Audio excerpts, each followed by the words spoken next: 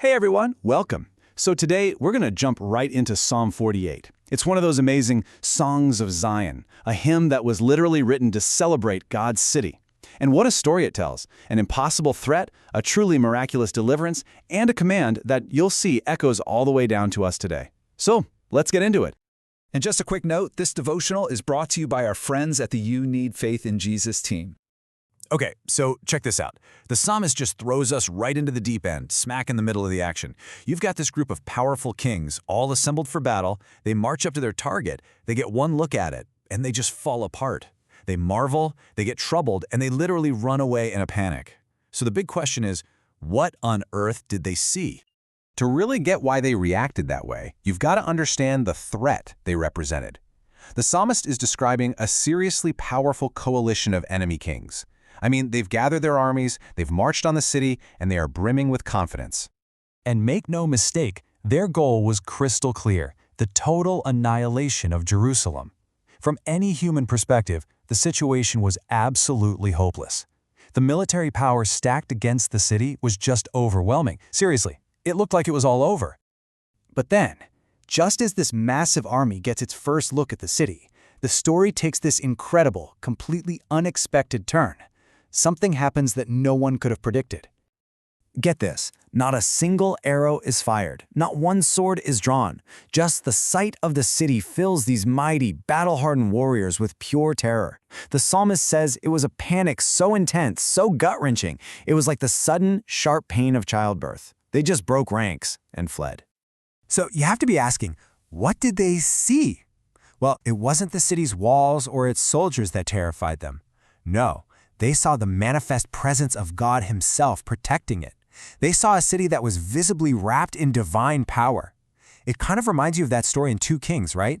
With the Assyrian invasion, where the angel of the Lord just devastates the enemy camp overnight. Same kind of vibe. To try and explain this kind of effortless, overwhelming power, the psalmist uses this incredible metaphor. He says God's power is like a fierce east wind that can just shatter the mightiest ships ever built. So these ships of Tarshish, what are they? Think of them like the aircraft carriers of the ancient world. I mean, they were the absolute pinnacle of human pride, wealth, and technological strength. And the psalmist's point is that God can destroy humanity's most impressive achievements as easily and as thoughtlessly as the wind sinks a ship. Now, this whole event, it was about more than just scattering an enemy army. It was a moment that completely transformed the faith of the people who witnessed it. You see, up until this point, their faith, and let's be honest, a lot of our faith, is built on the foundation of stories passed down, right? The incredible tales of what God did for our parents and our grandparents and their grandparents. But something powerful, something unshakable, happens when that secondhand knowledge becomes a first-hand experience. When what you've heard about becomes what you have seen with your own 2 eyes in your own life. That changes everything. And that's exactly what this verse is all about. This is the sound of the people declaring everything we were told about God's power, all those stories we grew up with. We just saw it happen. It's real. This personal experience just cemented their belief that God's protection wasn't just a legend, it was a living, eternal reality. But the psalm isn't just a history lesson. It doesn't stop there. It actually pivots and gives us a direct set of instructions, a clear mandate for what we're supposed to do when God delivers us. The people are commanded to go on what you could call a victory tour, a walk of remembrance. God tells them, go walk around the city, count the towers, inspect the walls, the fortresses, see for yourselves that not a single stone is out of place.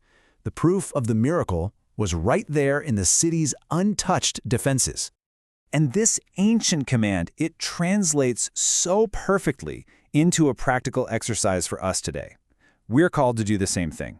To walk about our own lives and our circumstances, to mark well, and that means to specifically identify and take note of God's specific acts of protection, to really consider His faithfulness, and here's the key part, to prepare to share that story.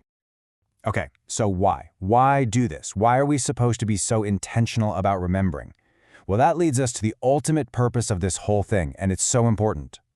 The verse gives us the reason, and it's just, wow, it's stunningly clear. We do all this so that we can tell it to the next generation. We don't just remember God's goodness for ourselves to make us feel better. We are documenting it. We're building a credible, powerful, first-hand testimony that we can pass on to our children and to everyone who comes after us. All right, so let's just quickly recap the big takeaways here. First, God's protection is absolute.